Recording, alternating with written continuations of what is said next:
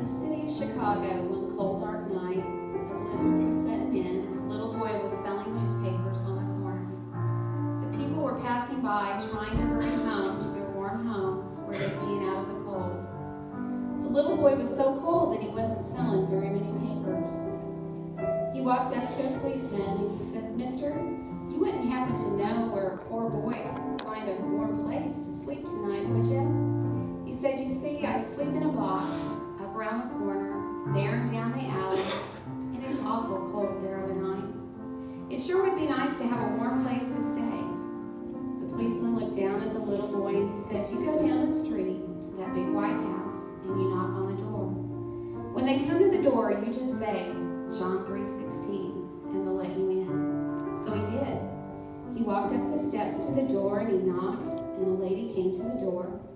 And he looked up and he said, "John 3:16. The lady said, "Come on, son." She took him in and she sat him down in a split bottom rocker in front of the great big old fireplace, and then she went off. He sat there for a while and he thought to himself, John 3:16. I don't understand it, but it sure makes a cold boy warm. Later she came back and she asked, "Are you hungry?" And he said, "Well, just a little.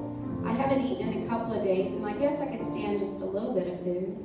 So she took him into the kitchen, and she sat him down to a table full of nice food, and he ate until he couldn't stand anymore. Then he thought to himself again, John 3:16? Boy, I sure don't understand it, but it sure makes a hungry boy full.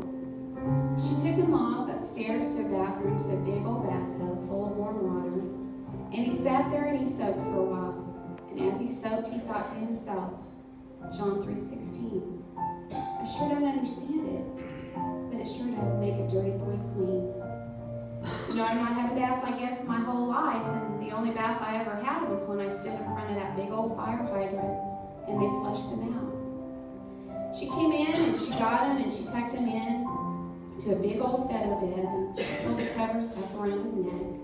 She kissed him goodnight, and she turned out the lights, and laid there in darkness, and as he looked out the window, with the snow coming down, it was so cold and dark outside. He thought, John 3:16, I don't understand it, but it sure makes a tired boy rested.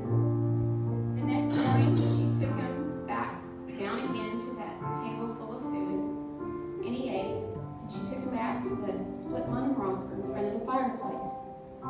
She took out a Bible, and she sat down in front of him, and she looked up at him, and she said, "Do you understand John 3:16? He said, "No, ma'am, I don't. The first time I ever heard it was last night when the policeman told me to use it." Then she opened the Bible to John 3:16, and she began to explain to him Jesus. Right there in front of that fireplace, he gave his heart and his life to Jesus.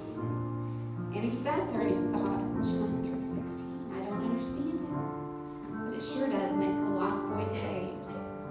You know, I have to confess I don't understand it either, how God would be willing to send his son to die for my sin.